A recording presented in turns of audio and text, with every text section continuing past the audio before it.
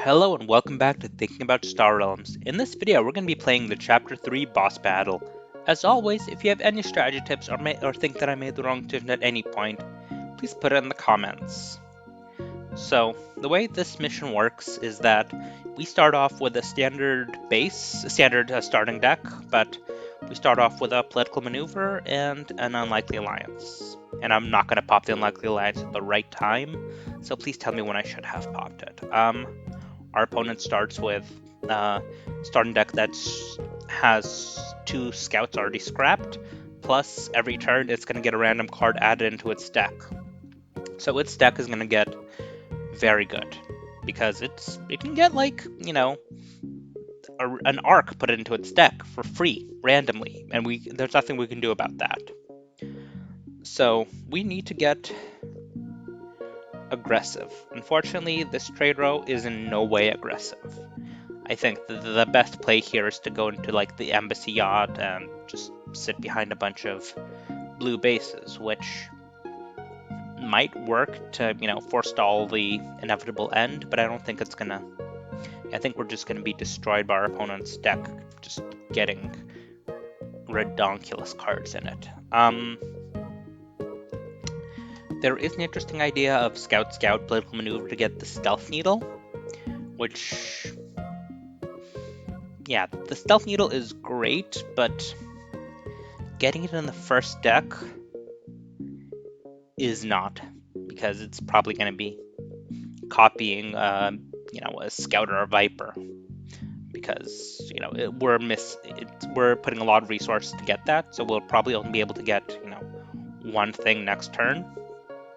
And even if it's a ship, it's not that likely we'll draw the stealth needle and whatever we buy next turn in the same hand. So stealth needle is a shit card to buy right now. So let's grab the embassy yacht. But the stealth needle for our opponent would be really good. Maybe we pop the political maneuver for the barter world or the defense center. Yeah, I'll just pop it for the barter world. Normally maybe I'd hold on to the political maneuver a little bit longer to maybe get like the port of call, but we need to be aggressive because our opponent's deck is going to get insane, as I've said. So let's get that. It looks like they got the MC yacht, which I kind of wanted.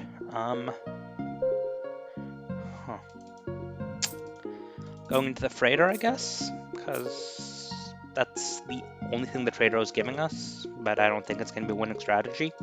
Getting for big, slow blue. You never know. Maybe our opponent's deck is going to get full of trash. I don't know.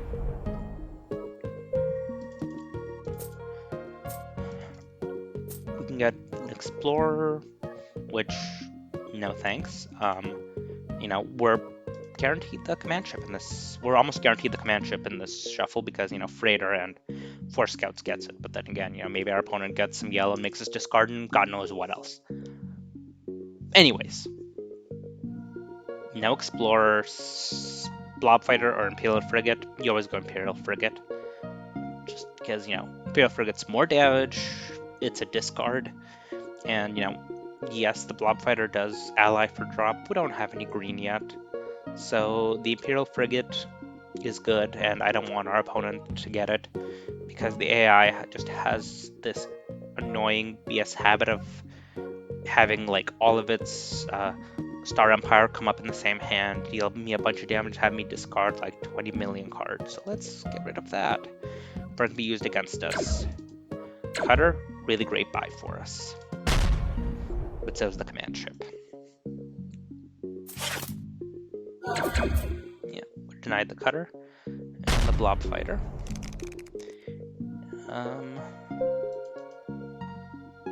Defense center or port of call. Definitely the port of call is the better card, but I think we already have more than enough trade off of just the freighter. So we don't really care about that 3 trade, and it's a 1 defense difference in defense, but the defense center gives us authority or damage, so I think that is actually the better pickup here. Or we pop the unlikely alliance to get the command ship on top of our deck. Yeah, that is the actual right call.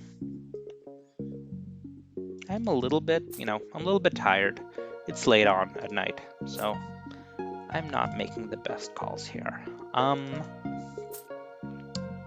Imperial Fighter and to Authority, or pop the Barter World for the Battle Station or Blob Wheel. Battle Station's good, just to build up more of a base wall, but I think we already have enough defense. I think we really need offense because, yeah, again, I'm not going to repeat, yeah, we need offense. To Authority, and that's that.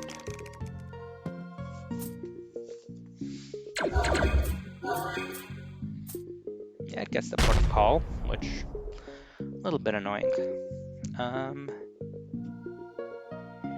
nothing we want to buy with a freighter immediately, because my reasoning is if there was, a ship we wanted to buy, we could play the freighter, ally it using the barter world, put on top of our deck, and then draw it with the command ship. But that is not an option for us. With what is, yeah, there's nothing. Well, there's no ships in the trade row. Period. Holy Christ on a bike. We'll probably end up buying Defense Center, maybe Barter World or Trade Post. I don't know. Yuck. Yucky, yucky, yuck, yuck. At least we can get the Defense Center. And now, Missile Pod to the top of our deck is good. It's a bit of damage and a bit of scrap. And yeah, playing the long game might be our only chance here. Don't want to use this for Authority. Trade Escort is going to fit in our deck really well if we can get it.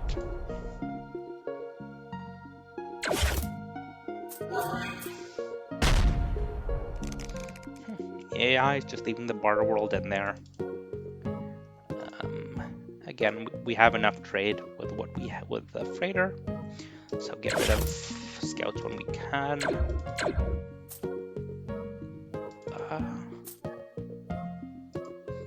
I kind of like the trading post, just to activate all our blue ally abilities, plus, outpost, plus we can pop it for 3 damage. So that is good. I like keeping the Barter World up just because, yeah, we can destroy it, but the AI doesn't seem to want to destroy it. So getting, 2 Authority or 2 trade a turn is very good.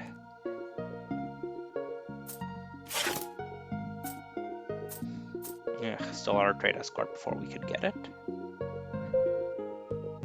Again, we kind of have a little bit of a, bit of a yellow theme secondary going in our deck, so getting the survey ship is decent. Battle station's also a viable pickup here. Cutter is going to be amazing for us. Yep, getting the Imperial Fighter is good. Do we pop our Barter World to destroy theirs? Yeah, we will.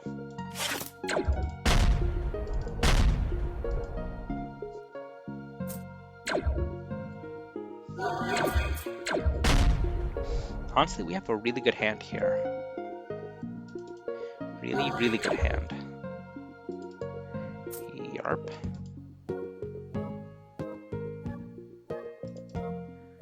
We can put the missile mech immediately on top of our deck, where it will ally with our missile bot. So that is great.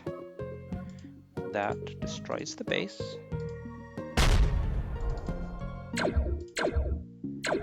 These guys are allied, so they're discarding 2 and we are dealing a bunch of damage. Do I want to scrap? So if we scrap the Imperial Fighter, we'll just draw the missile mech for 6 damage. Not the best use of it. Popping the trading post for damage is a thing, but again, I think we're gonna have a bigger advantage in the long game, so that 4 defense outpost might be the better choice. but we don't want to go too long because ridiculous deck opponent.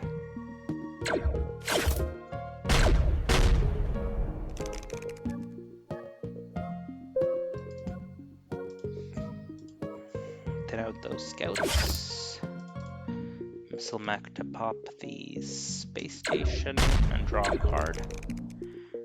Didn't really want to shuffle there, but you gotta take it.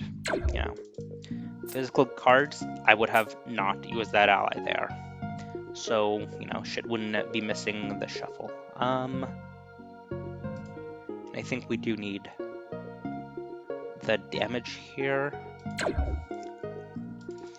to work our opponent down.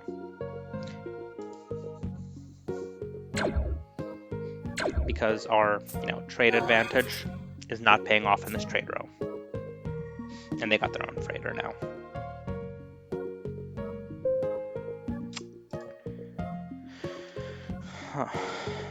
Yeah, I mean, I'm thinking, do I discard the scout or the freighter? Or the scout or the viper? If we discard the viper, we have a reasonable chance of getting the blob world, but the blob world is not that important of a card to buy.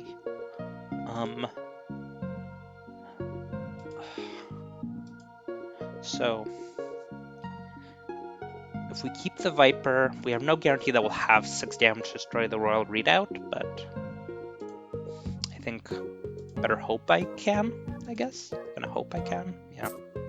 Yep, that is melting.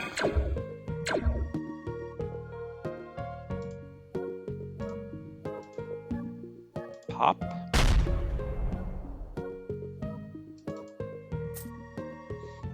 I like the Mech World because it's, again, more defense plus activates ally abilities amazingly.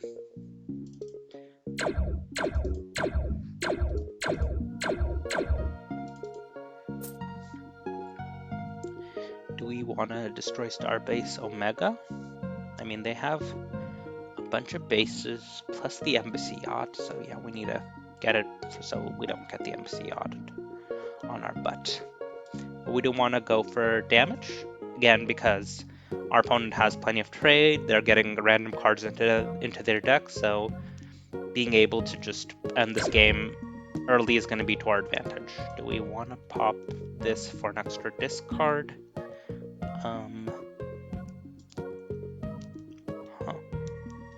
Interesting line here. We leave Starbase Omega, hope those 2 cards are not ridiculously good, and how much damage will we have in the next hand?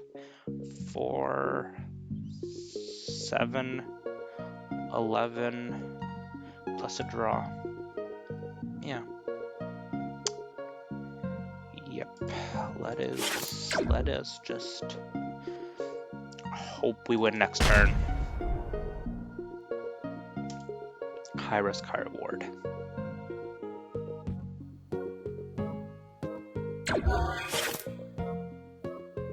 $11.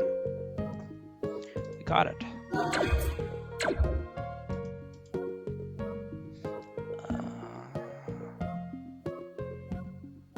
I think we're just good with this for,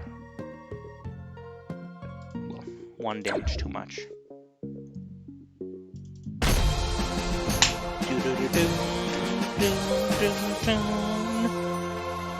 Okay.